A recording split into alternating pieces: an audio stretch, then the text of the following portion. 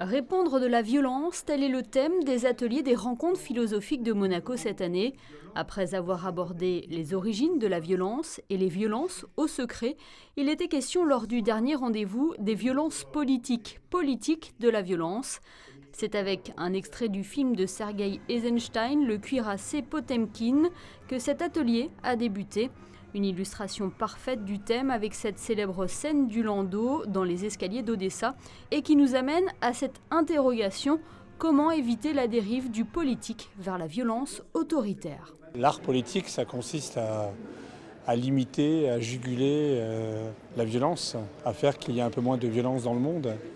Le problème, c'est lorsque la politique elle-même produit de la violence sous des formes multiples, soit parce que elle ne répond pas à un format démocratique qui, du coup, implique que c'est une forme dictatoriale qui prend le dessus.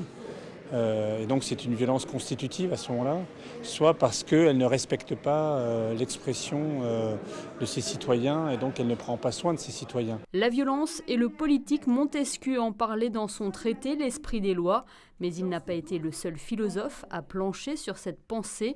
Platon, par exemple, a toujours tenté de rendre possible un vivre ensemble. Dans l'histoire de la philosophie, c'était Thrasymach qui opposait la force et la violence de son tempérament à l'esprit de justice et de justesse de Socrate.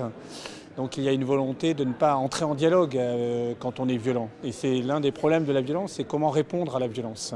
Comment répondre de manière non violente à la violence. Cet atelier philo était le dernier de l'année. Prochain rendez-vous en principauté, le 18 janvier, au théâtre Princesse Grace. Il aura pour thème les esthétiques de la violence.